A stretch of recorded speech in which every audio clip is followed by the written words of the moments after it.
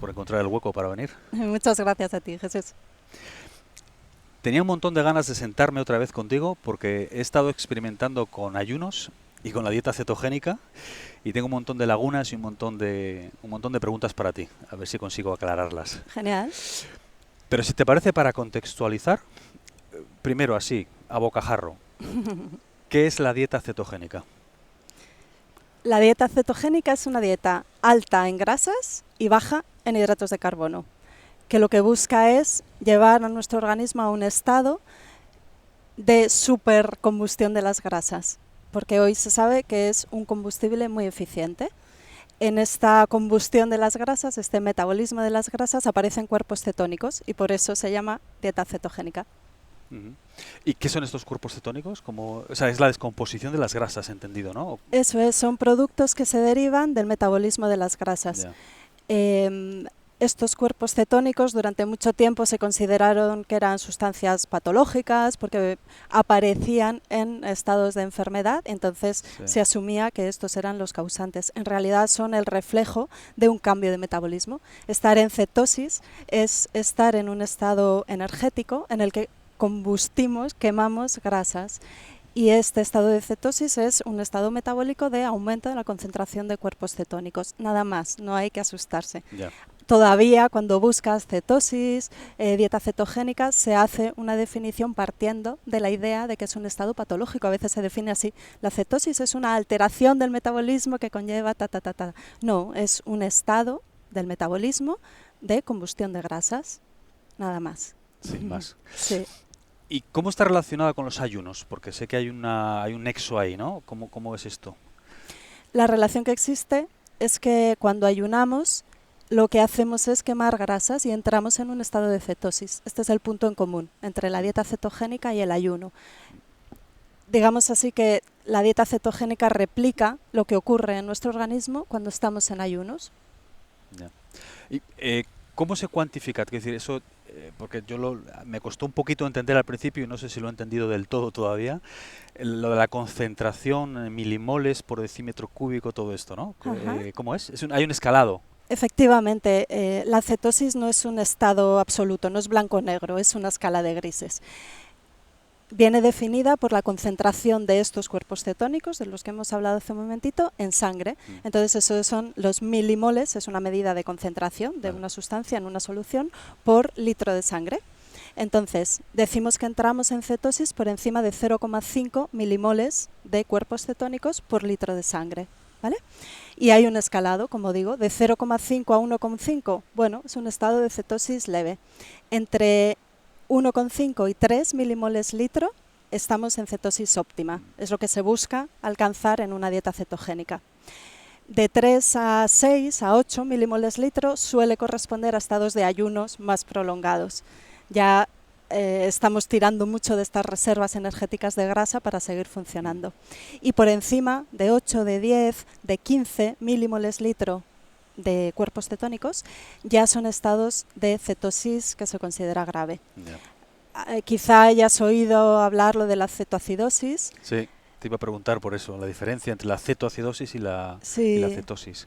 La cetoacidosis es un estado de cetosis muy alta, una concentración de cuerpos cetónicos en sangre por encima de 15, incluso de 20 milimoles por litro. Esto es un estado patológico. Hay gente que se asusta con la dieta cetogénica porque piensa que va a entrar en cetoacidosis y esto no es así. Solamente entran en cetoacidosis las personas que tienen un trastorno de base, en concreto una diabetes tipo 1 mal controlada y algunos casos de alcoholismo grave. En ese caso, entonces, el cuerpo entra en acidosis, se acidifica la sangre y eso es un estado ya patológico, con malestar y casos muy graves, incluso se puede entrar en coma y se puede fallecer. Eso es una situación que requiere atención médica urgente, pero eso es un extremo y solo en situaciones patológicas. Es decir, que alguien que esté, pues como he hecho yo, jugueteando un poco con la dieta cetogénica, no va a entrar en cetoacidosis por casualidad. Eso No. Una persona sana no va a caer en eso, es imposible, ¿no? No, exactamente. Ya. Volviendo un poco al principio, porque hemos entrado a analizar, digamos, los mecanismos de la dieta, pero te quería preguntar, ¿esta dieta qué sentido tiene? ¿Para quién es? ¿Quién es digamos, qué sujetos son susceptibles de de beneficiarse de seguir una dieta cetogénica, por ejemplo? Pues mira, la dieta cetogénica se desarrolló en los años 20 del siglo pasado, en concreto con un fin terapéutico, que era ayudar a las personas con epilepsia, porque habían observado que la restricción calórica, o sea, otra vez conecta con el tema del ayuno, y una dieta alta en grasas ayudaba a las personas y sobre todo a los niños a reducir los episodios de crisis convulsivas epilépticas. Entonces se hacía una dieta cetogénica en el hospital como una prescripción facultativa, era una prescripción médica, ¿no? Una forma de tratar. Pero esto, claro, fue muy interesante y suscitó la curiosidad de los científicos y fueron viendo que esto tenía otros efectos beneficiosos, sobre todo en la salud cerebral. Hoy sabemos que una dieta alta en grasas y baja en hidratos de carbono ayuda a prevenir enfermedades neurodegenerativas como las demencias, el Alzheimer, el Parkinson, y también, y esto es muy importante, ayuda en casos de cáncer cerebral. Hay tumores muy agresivos cerebrales con unos pronósticos muy desfavorables que se está viendo que pueden mejorar con dieta cetogénica.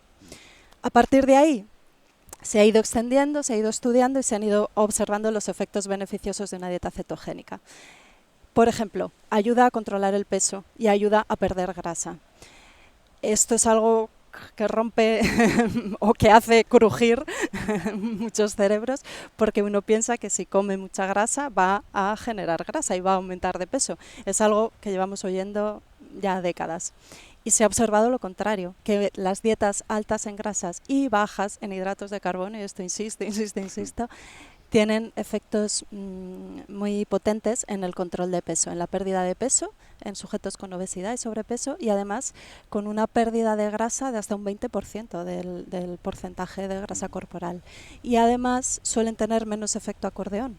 Esto, bueno, personas que se ponen a dieta para perder peso, luego rápidamente ganan e incluso ganan un poco más de peso, luego vuelven a perder, vuelven a ganar, a eso lo llamamos efecto acordeón. Con la dieta cetogénica se parece que se controla un poquito este efecto, pero además tiene más beneficios y por eso se está extendiendo ya a una mayor parte de la población. Ayuda también a controlar la diabetes mellitus tipo 2, que es pues algo que ahora cada vez está ocurriendo más en gente más joven y con una progresión mayor, con muchos síntomas y problemas asociados. Es una de las lacras de nuestra cultura occidental, pero ayuda mucho en la calidad de vida. Nos da mayor energía, como decía antes, una sensación de euforia, de alegría, de estar más enfocados, más creatividad. Se ha visto algo muy interesante en deportistas, que mejora el rendimiento deportivo, ayuda a aumentar la masa muscular en deportistas de halterofilia, aumenta la resistencia y la fuerza en entrenamientos de élite. Y algo muy importante es que aumenta la esperanza de vida. La dieta cetogénica mejora la longevidad. Esto también es muy interesante porque hay un estudio relativamente reciente, un estudio que se llama PURE, de las siglas en inglés de un estudio epidemiológico en zonas urbanas y rurales, que incluyó a 135.000 personas de 18 países diferentes, además con diferentes niveles socioeconómicos, países pobres, medios y ricos, con un seguimiento de 7 años. Esto da muchísimo peso a este estudio. Sí. Y lo que observaron, para sorpresa de los investigadores, es que aquellas personas que seguían dietas altas en grasas tenían una menor tasa de mortalidad.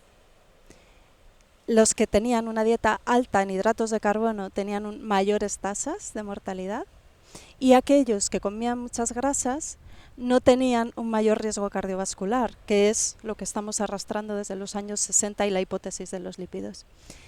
Y sin embargo protegían su cerebro. Hubo un descenso del 18%, creo recordar, en la tasa de derrames cerebrales en aquellas personas que consumían más grasas. Esto por lo menos nos tiene que hacer recapacitar. Entonces, la dieta cetogénica tiene aplicaciones médicas muy interesantes y en el día a día, porque nos hace estar mejor, pensar mejor, estar más contentos y vivir más.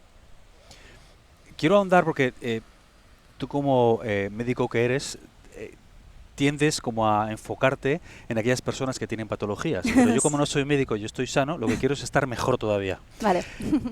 ¿De dónde viene, quiero decir, esta obsesión? Porque todos hemos sido culpables de eso, yo el primero, de esta fobia a las grasas Mm, durante décadas. Es decir, yo simplemente hace no tantos años pertenecía a ese grupo. Todos estamos en ese grupo de la sí, fobia a las grasas. yo misma, confieso. Todos hemos sido, digamos, todos hemos estado ahí de cierta manera porque era lo que se decía, lo que se enseñaba, lo que estaba en todas partes. ¿Esto por qué es? O sea, ¿en qué momento eso cambió? Mm, Pues mira, lo he mencionado hace un momentito, Sí, pero me ¿no? gustaría que ahondaras en eso. Sí, en los años 60, un investigador estadounidense lanzó la hipótesis de los lípidos, que viene a decir que el aumento de ingesta de grasa en la dieta se relaciona con mayores tasas de enfermedad cardiovascular. Sacó estas conclusiones en base a estudios observacionales en los que analizaba qué es lo que come la población de distintos países y qué enfermedades tienen. Y entonces observó que las personas de los países donde más grasas se consumían, pues más enfermedad cardiovascular tenían, arteriosclerosis, infartos, ¿no? Infarto de miocardio, por resumirlo así. Lo que ocurre es que obvió los resultados de países en los que se consumían altas cantidades de grasa, como por ejemplo los pueblos esquimales, y no tenían una mayor tasa de enfermedades cardiovasculares. ¿Y esto por qué? En parte porque lo que apoyamos en ciencia suele ser aquello con lo que ya previamente estábamos de acuerdo, ¿no? Ya empezaba a rondar la idea de que las grasas aumentaban el riesgo de enfermedades. Entonces, al encontrar esos resultados, pues se aferró a ellos. Y también porque la industria de la agricultura y la industria azucarera era muy potente y estaban, hoy sabemos, manipulando estudios científicos para demostrar que una dieta alta en hidratos de carbono era saludable, cuando es o justamente lo contrario, es lo opuesto. Y hoy, que ya llevamos décadas siguiendo una pirámide nutricional que nos dice que hay que comer todos los días pan, pasta, galletas, todos esos hidratos de carbono, azúcar, porque es el combustible del cerebro, porque sin azúcar no podemos funcionar. Hoy, décadas después, vemos que hay una correlación directa entre el aumento del consumo de azúcar en sus distintas formas y el aumento de enfermedades nuevas que no habían aparecido hasta finales del siglo XIX, cuando aumentó la ingesta de azúcar ya a un nivel notable, como la diabetes, el sobrepeso y la obesidad. Bueno, Esto es muy importante. Entonces, al mismo tiempo que apareció la hipótesis de los lípidos en los años 60, que ya llevamos bastantes de repetición de esta teoría, al mismo tiempo estaban apareciendo estudios que decían que eso no era cierto. Y hoy sabemos que hay muchos estudios científicos que no solo contradicen, bueno, que no solo no apoyan la hipótesis de los lípidos, sino que incluso la contradicen. Entonces yo también, como tú, yo era partidaria de sacar las grasas de la dieta y por supuesto las grasas animales, eso era un pecado casi, ¿no? sí. Y eso es parte de lo que se ha conseguido con toda esta información, que hemos colgado un cartel de se buscan las grasas, que son malas, peligrosas, y sin grasas no seríamos nada. Nuestros ancestros pudieron sobrevivir gracias a las grasas. Esto es algo muy interesante también, porque hoy comemos todos los días, varias veces al día, estamos comiendo constantemente y nos parece que es lo normal, pero no es así. Nosotros vivimos y evolucionamos en un momento de la historia en el que no había alimento siempre. Entonces comíamos pues cuando había y luego pasábamos periodos de ayunos, de inanición, festines e inanición. Y además hacíamos una dieta alta en grasas. Y eso, las grasas, nos permitían controlar la temperatura, protegernos para los momentos de escasez y nos ayudaron a medrar y a evolucionar, porque las grasas son fuente de hormonas, de vitaminas, de materia prima para el cerebro, de neurotransmisores. Mira, a mí me gusta mucho poner este ejemplo, que las grasas, como son el constituyente principal de la membrana celular, son algo así como la botella de vidrio que contiene el agua. Esa es la membrana celular. Si quitamos la grasa, la botella, no queda nada. Qué bueno. Y es algo que bueno, yo animo en la consulta o en mis asesoramientos personalizados e incluso en mis charlas, yo intento hacer ver esto porque cuesta mucho. Está Es una tan guerra muy difícil, arraigado. ¿no? Mucho, Es una guerra muy difícil esa. mucho, mucho, mucho. Mm. Lo mejor es, bueno, yo doy la información cuando me dicen eso, pero es que siempre nos han dicho esto, sí, es verdad, y eso, y yo misma he estado ahí, o sea, que sé que Y yo y todos, en que realidad, todos ¿no? hemos estado Mm. ahí. Y yo he animado a mis pacientes a que quitaran la grasa y a que quitaran la grasa del filete, a que quitaran la piel de la pechuga de pollo, todas estas cosas. Entonces yo doy la información y también apelo al sentido común. Si sabemos que necesitamos el colesterol para vivir, que no hay que hacerle la guerra, por supuesto sí, que hay unos niveles saludables, pero si quitamos todo el colesterol, entonces estamos deprimidos, tenemos tendencia a las infecciones, nuestros huesos se deshacen porque la vitamina D está aportada en la grasa, no pensamos con claridad o no tenemos hijos, porque una de las causas más frecuentes de impotencia hoy en día se sabe que es los niveles muy bajos de colesterol, porque el colesterol, la grasa, es fuente de testosterona. O sea, sin las grasas no somos nada. Entonces yo por lo menos lo cuento. Apelo al sentido común y luego que cada uno haga su composición. Claro. Y luego que experimente, eso es muy interesante, tenemos que probar. ¿Cómo te sientes si desayunas colacao, bueno, una bebida azucarada? Se te ha escapado. Se me ha escapado, más igual nos ve gente que no sabe qué es el colacao. Un Nesquik, venga, colacao o Nesquik, da igual, cualquier bebida de esas chocolatadas con azúcar, ¿no? Sí, eso, una bebida azucarada y una pieza de repostería. O cómo te sientes si te tomas un té con una bola de mantequilla ecológica de animales que han sido alimentados con pasto y unas anchoas con aguacate. Claro, esto choca muchísimo, claro. pero bueno, atrévete a probar. Y sobre todo si hay alguien que tiene una enfermedad grave, en ese punto se anima a hacer experimentos y a comprobar que mejoran. Entonces ya está, yo no tengo que contar nada, cada uno ya lo puede experimentar. Como te decía, he estado yo mismo haciendo pruebas y experimentando. Y una de las cosas que he comprobado, o bueno, que he constatado, es que no es fácil, no es fácil entrar en cetosis, es mucho más difícil de lo que parece, y B, que desde un punto de vista logístico es muy complicado. O sea, más allá del esfuerzo que pueda ser para cualquier persona, pues seguir un régimen alimenticio específico, que a todos nos cuesta hacer cambios, pero más allá de eso es que logísticamente es muy difícil tanta cantidad de grasa y comer, digamos, fuera de casa, cumplir esos requisitos de grasa, carbohidratos, muy poquitos carbohidratos, principalmente verduras, ¿no? ¿Cómo, quiero decir, ahora hablando ya en un plano más específico, cómo es un día a día de alguien que quiere seguir una dieta cetogénica para probar, por ejemplo? Vale. Tienes razón, que es complicado y de hecho las dietas cetogénicas estrictas, como digo, para un tratamiento de una epilepsia o de un cáncer, se hacen en el hospital o con un seguimiento médico muy estrecho. Claro, hablamos de dietas altas en grasas, pero ¿a qué nos estamos refiriendo? Pues esas dietas extremas llegan a incorporar un 90% de la ingesta calórica total del día en forma de grasa. Eso es comer prácticamente solo grasa. Y eso es muy difícil, por eso, bueno, pues se hace eso con un régimen muy estricto. Una dieta cetogénica más normal incluye un 70% del contenido calórico total en forma de grasa y un 5 o 10% solo en forma de hidratos de carbono. Algo también importante es que la cantidad de proteína debe ser moderada, porque a veces una dieta cetogénica falla porque comemos demasiada proteína y un exceso de proteína se transforma en glucosa en el organismo, ¿vale? Entonces romperíamos esa vía que queremos llevar del metabolismo hacia la combustión de las grasas y no de los hidratos de carbono. Esto me hace pensar en una cosa que creo que es interesante contar. Como nuestros ancestros no siempre tenían acceso a la comida, desarrollaron esta agilidad para entrar en cetosis, ¿no? Para consumir las grasas como fuente de energía para su organismo. Y cuando se encontraban con una higuera llena de higos, los comían todo, que además se los comían en ese momento porque era el festín, no podías guardar. Por eso también tenemos esta tendencia que si vemos un plato de pasteles nos los comemos todos. El dulce nos llama para comer inmediatamente, ¿no? Entonces en ese caso pues había fruta al final del verano, no era todo el año.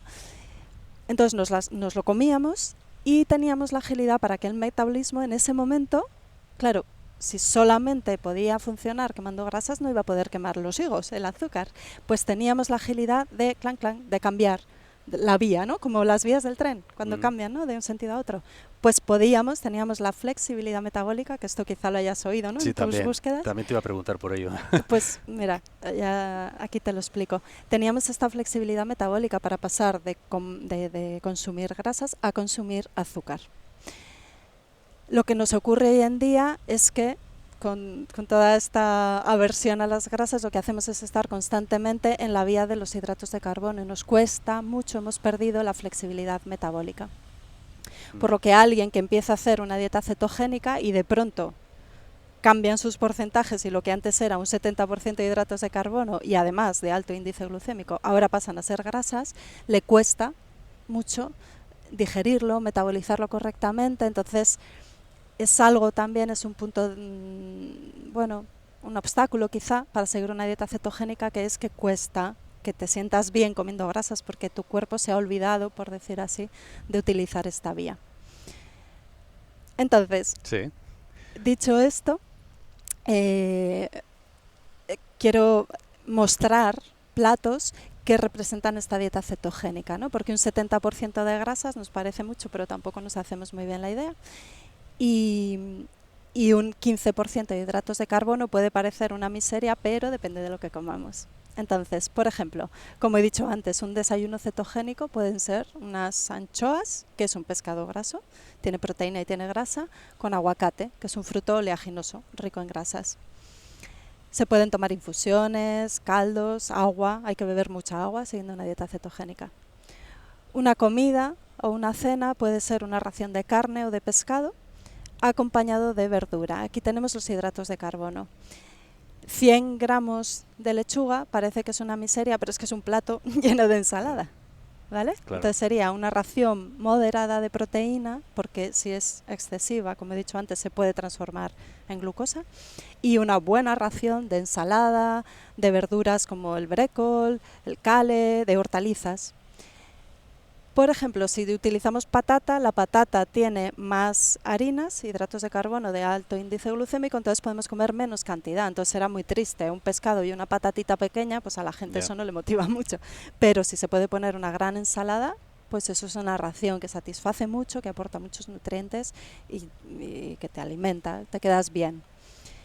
Y esto se puede hacer cuando salimos de casa, ¿sabes? Que también es una dificultad.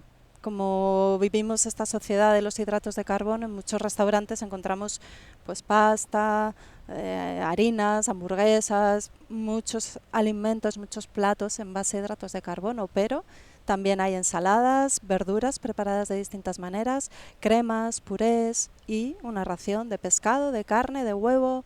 Se puede comer, se puede llevar fuera de casa. Y utilizar las grasas, aliñar con aceite de oliva, utilizar aceitunas, aceite de coco, la mantequilla de buena calidad, son grasas que hay que incorporar, que son saludables. Esto también es importante, ir cambiando esto, ¿no? Por un lado que las grasas son saludables y por otro que grasas que nos han vendido hasta hace muy poco como saludables, hoy se sabe que son... Léase la margarina, etcétera, etcétera, ¿no? Margarina y todas estas grasas trans son muy perjudiciales. No sé si... Porque sí, vamos a ir por por esta vía que aunque no está directamente relacionada con lo que estamos hablando, pero vamos a entrar y luego volvemos otra vez a la cetosis. ¿Por qué son tan nocivas estas grasas trans en oposición a una buena mantequilla con leche de vaca ecológica, de pasto, etcétera, etcétera, etcétera? ¿Cuál es la diferencia? Pues mira, las grasas trans que están presentes en la margarina, la repostería industrial, la bollería, muchos platos precocinados y alimentos procesados contienen grasas trans. Ahora que hay una cierta conciencia social, la gente va leyendo las etiquetas y se va asustando porque ven que hay grasas trans de todas partes. Se vendieron como saludables porque están fabricadas a partir de grasas vegetales, de aceites poliinsaturados. Y se consideraban que esas grasas eran saludables para, fundamentalmente, el sistema cardiovascular. Lo que ocurre es que estas grasas vegetales en estado natural son líquidas, como pasa con el aceite de oliva, o los aceites de girasol, de sésamo, ¿no? Cuando, para la gente que nos escuche, que enseguida viene a la cabeza una botella con un líquido, porque las grasas vegetales en su estado natural son líquidas.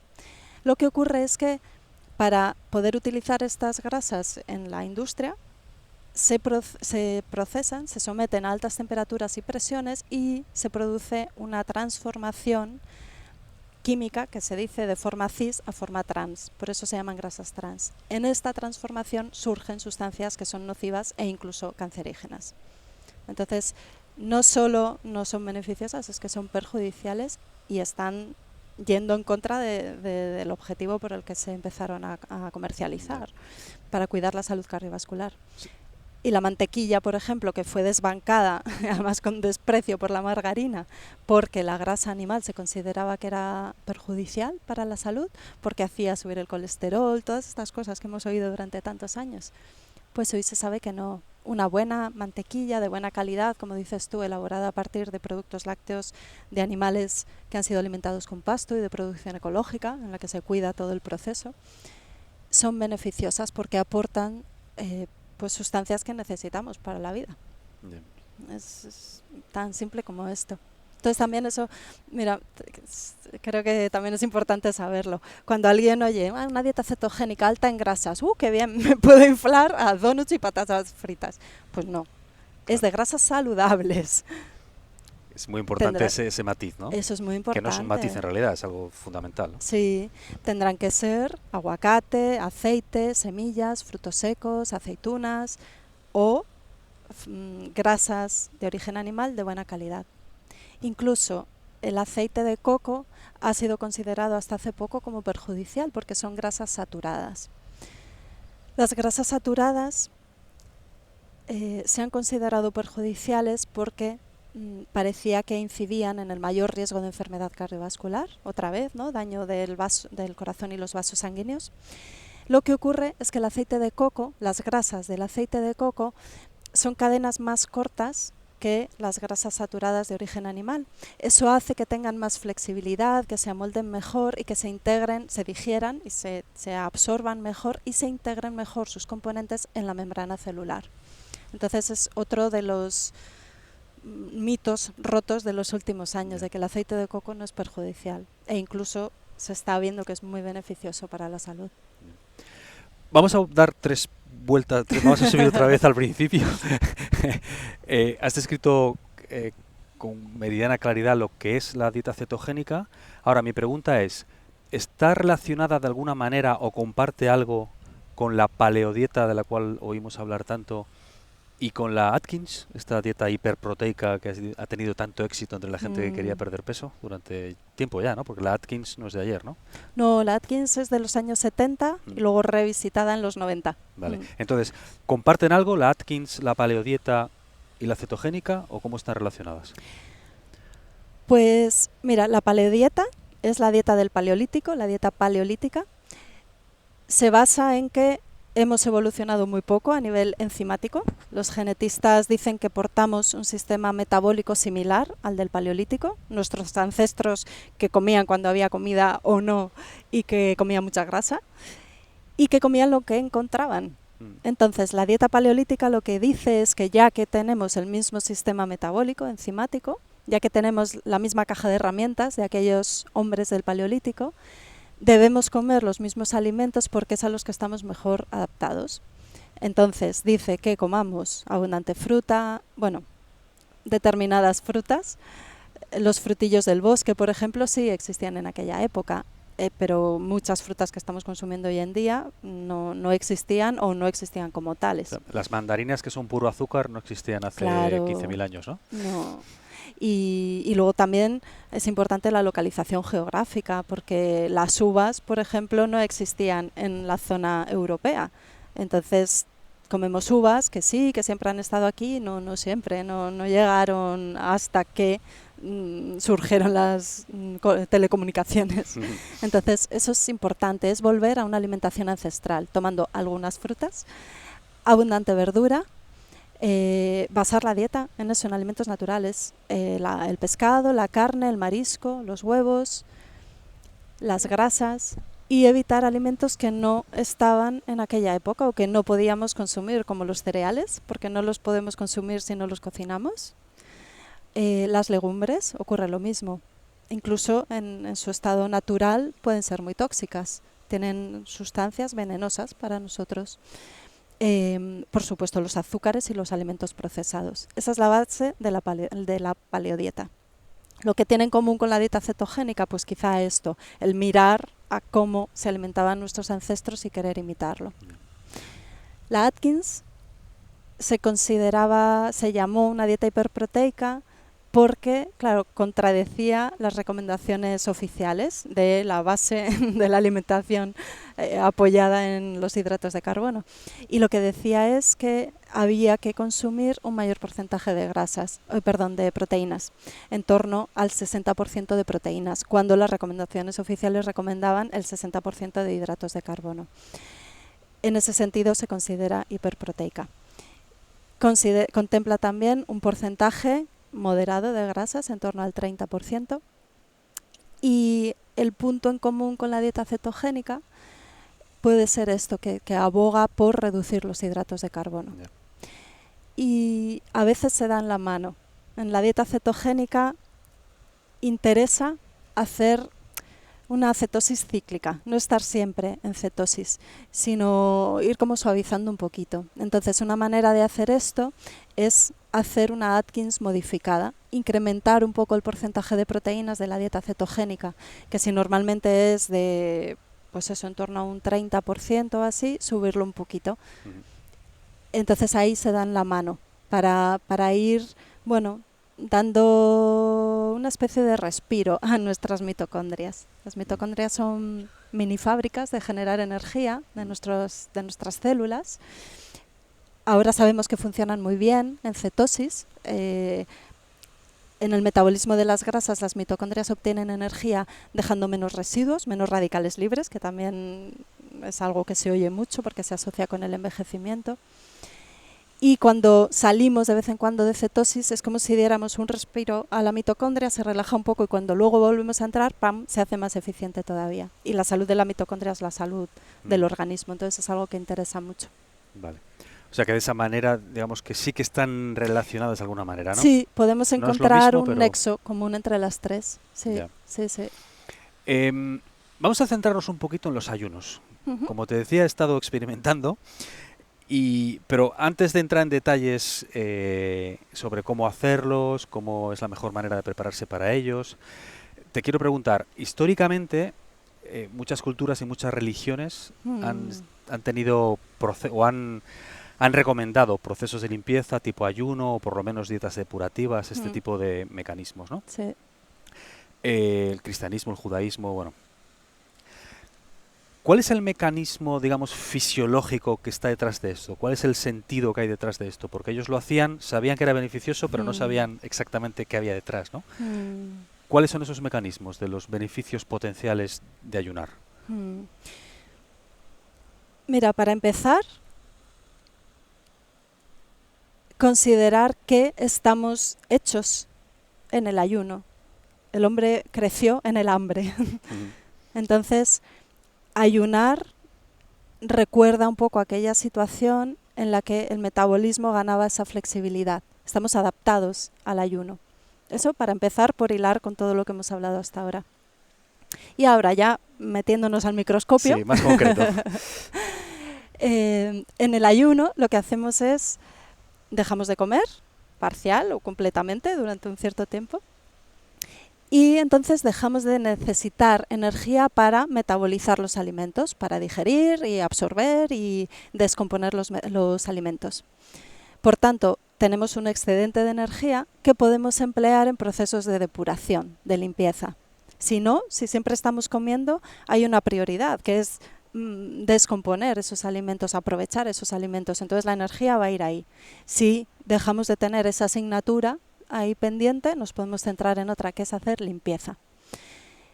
En nuestro metabolismo vamos generando toxinas. Por ejemplo, cuando metabolizamos proteínas, aparece urea, que tiene que ser eliminada por la orina, porque si no sería tóxica para nosotros.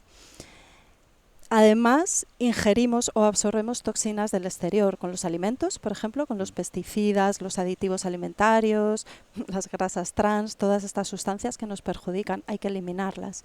Los parabenes, los plásticos, lo que absorbemos por la piel también, que es un órgano de absorción, la contaminación, ¿no? Todo lo que absorbemos por vía respiratoria.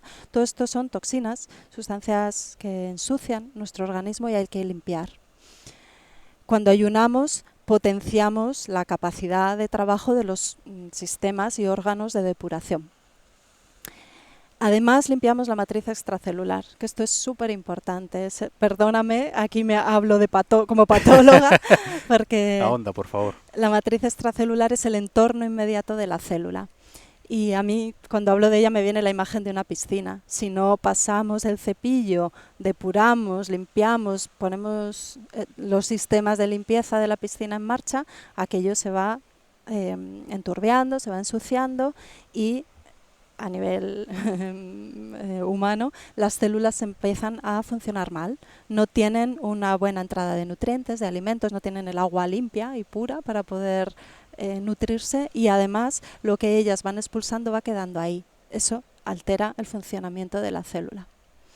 Además, en el ayuno podemos limpiar células que están deterioradas, células viejitas, ancianas, se dicen células senescentes, son células que ya no funcionan bien, se quedan como paradas, pero no están silentes del todo, van liberando sustancias proinflamatorias. Por eso, el ayuno permite limpiar sustancias que fomentan la inflamación y la inflamación hoy sabemos que es la base de numerosas enfermedades. Y luego, en el ayuno, podemos limpiar también células tumorales o microtumoraciones. Cánceres, Sí, o tumores precancerígenas, microscópicos, ¿no? exacto. Células precancerígenas o tumores microscópicos que todos generamos todos los días.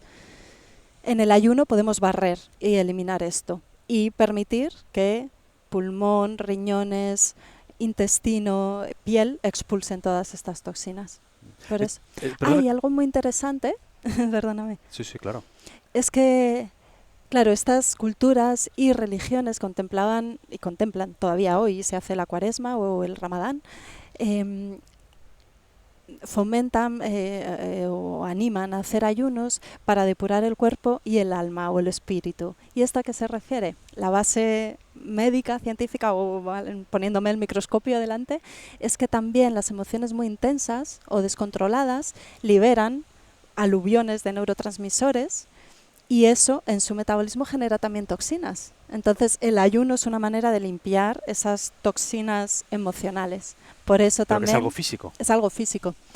Que lo sentimos no en una rodilla o un grano que nos sale en la piel o un trastorno intestinal, sino que lo sentimos estamos de mal humor, estamos irascibles, tenemos explotones. Bueno, pues eso en el ayuno es algo que mejora mucho el ánimo, el temple, el equilibrio emocional. Y entonces es algo también que explica esa componente espiritual del ayuno en las religiones.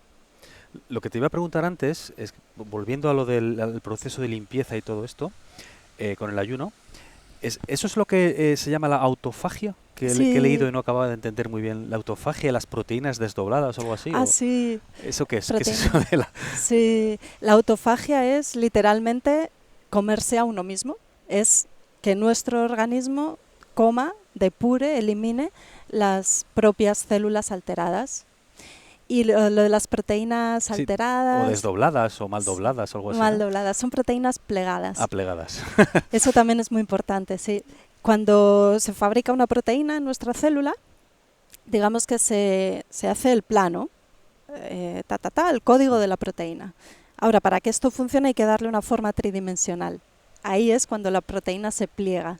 Y si se pliega incorrectamente, es una proteína que no va a funcionar bien y que puede generar un daño, una lesión en el órgano y en la función del órgano correspondiente. Por ejemplo, estas proteínas son muy características de la enfermedad de Alzheimer y de algunas demencias. Se llaman depósitos de proteína amiloide, beta amiloide. Entonces, cuando ayunamos, también barremos, limpiamos proteínas mal plegadas, pues que han salido con defecto de fábrica en la configuración tridimensional, que están por ahí, que no funcionan, y que mejor las vamos a limpiar porque si no se pueden depositar en distintos órganos y producir lesiones. Qué bueno. Mm. Vamos ahora ya a entrar también en el aspecto práctico de los ayunos. Antes hemos entrado en el aspecto práctico de la dieta cetogénica o Ajá. cómo hacerlo. Sí.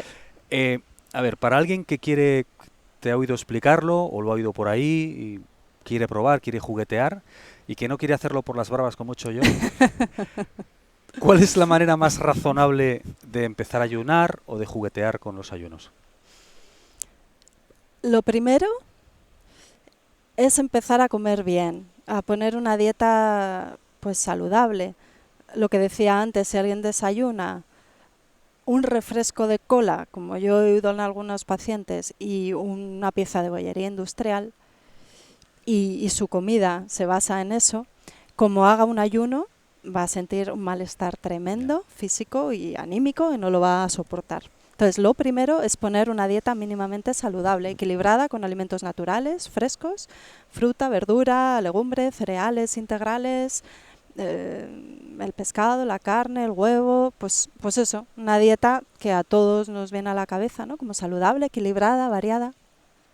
Por lo menos estar así 3 meses, porque ahí ya va a sentir muchas molestias. Puedes sentir lo que se denomina, y probablemente te haya pasado a ti, una crisis depurativa, que es ese estado de malestar y puedan aparecer dolores, dolor de cabeza, estar con molestias Sí, como en gastrointestinales. la zona de la baja espalda, ¿no? Los riñones, por ahí. Sí, incluso escozor al orinar, pueden aparecer erupciones cutáneas, acné, todo una variedad amplísima de síntomas y signos de que estamos limpiando, expulsando las toxinas. Entonces, cuando hacemos un cambio brusco de dieta, ¡pum!, puede ocurrir una crisis de este tipo. Como puede ser alguien pues que come fatal y de pronto empieza a hacer una dieta más saludable, o alguien que de pronto, a las bravas, como dices, hace un ayuno. Entonces, eso sería lo primero. En general, la persona que se plantea hacer un ayuno es porque ya hace una dieta pues bastante saludable y equilibrada. Pero a lo mejor alguien nos está oyendo y dice, uy, pues si pierdo peso con esto, me voy a dejar la Coca-Cola y dejo de comer una semana. Paso a paso, mejor paso a paso. Sobre todo, lo más importante, eliminar los alimentos y las sustancias que son tan perjudiciales para nosotros, ¿no? Como digo tantas veces, azúcar y azúcares, harinas refinadas y grasas trans. Eso para empezar. Ahora, ya llevamos unos meses de una dieta saludable y queremos hacer ayuno. Pues mira, lo primero que recomiendo es algo muy sencillo que además podemos hacer todos durante toda la semana o de lunes a viernes a lo mejor, y luego relajarnos un poco el fin de semana, que es aumentar el periodo de ayuno fisiológico que se produce mientras dormimos. ¿Cómo? Pues saltándonos una comida o la cena o el desayuno. De esa manera pasamos más horas sin comer y nuestro organismo amplía ese trabajo que hace normalmente durante el sueño. Eso es una práctica muy fácil de incorporar y muy beneficiosa. Y después, eso pues se puede hacer, como digo, varias semanas y luego, venga, pues ahora ya me voy a animar, voy a hacer un ayuno. Pues recomiendo empezar por un ayuno de un día a la semana. Estar un día a la semana, preferiblemente que sea siempre el mismo, que haya una cierta regularidad. Nada más con líquidos, con agua, infusiones, se pueden tomar caldos de verdura e incluso alguna pieza de fruta. Nada más. Y eso la gente lo tolera bastante bien. Y eso ya está poniendo en marcha flexibilidad metabólica, limpieza de todas estas sustancias de las que hemos hablado y un cierto equilibrio emocional. Y luego ya, bueno, esto lo llevo bien, me voy a animar con un ayuno. Y entonces, bueno, pues se pueden hacer ayunos de 2, 5 días, quizá una vez al mes, o, mira, algo muy interesante es hacer un ayuno de este tipo en cada cambio de estación. Es un buen momento para hacer ayunos. Y algo importantísimo en cada ayuno es la entrada y la salida gradual.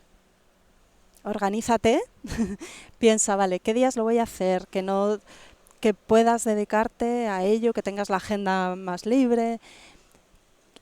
Organízate también la despensa. Saca aquello que no vas a poder tomar. Por ejemplo, algo que conviene eliminar en esa entrada gradual al ayuno son los excitantes, el café, el alcohol, el azúcar. Y luego estás ayunando esos días y entras de forma gradual a la comida, o sales de forma gradual del ayuno. ¿Cómo? Pues incorporando la fruta, la verdura, los alimentos más ligeros, que son los de origen vegetal, y luego ya vas incorporando legumbre y cereal, y lo último, la proteína animal. Primero huevo, luego pescado y luego carne. O Eso sea, es lo ideal. no salir de un periodo de ayuno comiéndote un chuletón de 500 gramos y no sé qué, ¿no? Que es algo No, razonable de empezar a comer cosas sí, suaves. poco a poco, suave, porque nuestro intestino también requiere una adaptación a eso. Si no, eso son comidas muy densas que requieren mucha fuerza digestiva Ya. y lo has tenido en vacío días y de pronto ¡pua! Le das Ya, muchísimo trabajo de golpe. Entonces eso puede costar, incluso puede haber molestias gastrointestinales o ujú, como un desajuste que luego cuesta más en recuperar. ya, Lo mejor es eso, primero lo vegetal, luego lo animal. vale. O sea que con tranquilidad, los que quieren ayunar, primero Sí, organizarse, los que comen mal, que primero afinen un poco eso, ¿no? sí, Y luego el que ya más o menos lo tiene controlado, lleva una dieta razonable, poco a poco, primero un día saltarse una comida, luego un día, luego ya si quiere seguir, pues ya que eso, explore él, ¿no? eso es, sí. Con sentido común. Sí, ahora hay, bueno, esto está yendo en auge y hay centros específicos donde puedes pasar una semana de residencia, alojamiento, estás muy atendido, en el que eh, llevas a cabo un ayuno controlado, dirigido, acompañado, porque también, Claro. bueno, es un momento Psicológicamente duro. eso ayuda mucho, ¿no? Que haya más Sí, gente que también lo está haciendo, ¿no? sí. También psicológicamente es muy interesante el ayuno porque por un lado desarrollas una fortaleza mental y también un descubrimiento de uno mismo, ¿no? De las Ujú. capacidades, y es una superación y un logro que hace sentir muy satisfecho. Ya. Sí, es una experiencia que merece la pena. Cerramos momentáneamente lo del ayuno y volvemos a la cetosis. Como te decía, bueno, he estado experimentando, entrando, saliendo. Una cosa que te quería preguntar es lo que opinas del uso de cuerpos cetónicos exógenos, como Ajá. ¿cómo es el beta hidroxibuterato, por ejemplo, ¿no? Que es uno de los cuerpos cetónicos más frecuentes, ¿no? Como siempre, pues ya hay un montón de marcas comerciales que han sacado estos productos que directamente los tomas, que no son productos, o sea, como dice, exógenos, que vienen de fuera. La gente lo hace para intentar acelerar el proceso o subir, como te explicabas al principio que hay un escalado en la cetosis. Sí. Si alguien, por ejemplo, está de una manera nutricional, ha conseguido llegar a 1,1, pues se complementa con cuerpos cetógenos exógenos y sube a 2 o a 2, no sé qué, por ejemplo, Ujú. ¿no? Sí. ¿Qué opinas de esto? Pues opino, Disculpa, perdona. sí, Otra manera en la que utilizan es precisamente en relación a lo que decías ahora, para facilitar la entrada en cetosis, por ejemplo, sí, ¿no? ujú, Para acelerarlo o facilitarlo. sí, Entonces, ¿qué opinas de esto? Y perdona que te haya interrumpido. nada, nada. Me parece que es interesante que, a ver, como se están viendo los efectos tan beneficiosos de la dieta cetogénica y de la cetosis, claro, enseguida salen las mentes pensantes de vamos a ver qué aplicación comercial encontramos a esto. Y claro, llevar una dieta cetogénica es complicado, por lo que hablábamos antes, nos exige un esfuerzo, o llegar a cetosis por un ayuno, pues nos exige más esfuerzo todavía. Mucho más. Y como queremos poner las cosas fáciles siempre que se pueda, pues estas mentes pensantes llegaron a la conclusión, bueno, ¿y si damos este aporte externo de cuerpos cetónicos, como dices tú, para aumentar su concentración en sangre? De esa manera entramos en cetosis. ¿Será posible seguir comiendo hidratos de carbono y entrar en cetosis al tomar un suplemento de cuerpos cetónicos? Entonces, la respuesta es sí y no. No puedes entrar en cetosis si tu alimentación se basa en hidratos de carbono de alto índice glucémico y luego solo te tomas una pastilla de beta hidroxibutirato o tomas una cucharada de aceite MCT oil, Sí, el aceite de cadena media, ¿no? Sí. sí, los triglicéridos de cadena media del aceite de coco. Eso va a ser un plus, pero tiene que haber una base que pueda sostener esto, ¿no? Entonces, haciendo una dieta cetogénica moderada o una Atkins modificada, como decía antes, si damos estos cuerpos cetónicos, se ha visto que sí, que favorece la entrada o el estado de cetosis. Se está utilizando, por ejemplo, en deportistas, en ciclistas en concreto, y se está viendo que tiene buen resultado porque en el deporte aunque la dieta alta en grasas se ha visto que mejora el rendimiento deportivo, los hidratos de carbono dan un plus que es muy interesante. Entonces, esta es como quizá la aplicación más práctica hoy en día que se está llevando a cabo. Bien. Ahora bien, considero que todo lo que consumimos sintético se absorbe peor que lo que consumimos con los alimentos. En los alimentos los nutrientes están en las proporciones diseñadas por la naturaleza y sabe más que nosotros. Y además acompañados de otros nutrientes que permiten que mejoran su absorción. Entonces, siempre va a ser más interesante, desde mi punto de vista, hacer una buena dieta cetogénica que hacer una dieta, bueno, un poco chapucera y luego tomar este plus. Yeah. Y luego hay otro aspecto que creo que es muy interesante, que, bueno, que choca, ¿no?, con los tiempos que vivimos del confort a todos los niveles, y es que se ha visto que el esfuerzo, el sufrimiento que supone hacer un ayuno o incluso una dieta cetogénica potencia los efectos de la misma. Esto es algo, mira, me gusta mucho, es muy bonito. En medicina siempre hablamos de la homeostasis y siempre oímos hablar de la homeostasis, que es todo el sistema innato del que disponemos para mantener el equilibrio dentro siempre de los márgenes de la salud. Pero hay un concepto venido de la toxicología, que es el de hormesis, que viene a decir que un estímulo negativo en pequeña cantidad produce una respuesta muy positiva en nuestro organismo.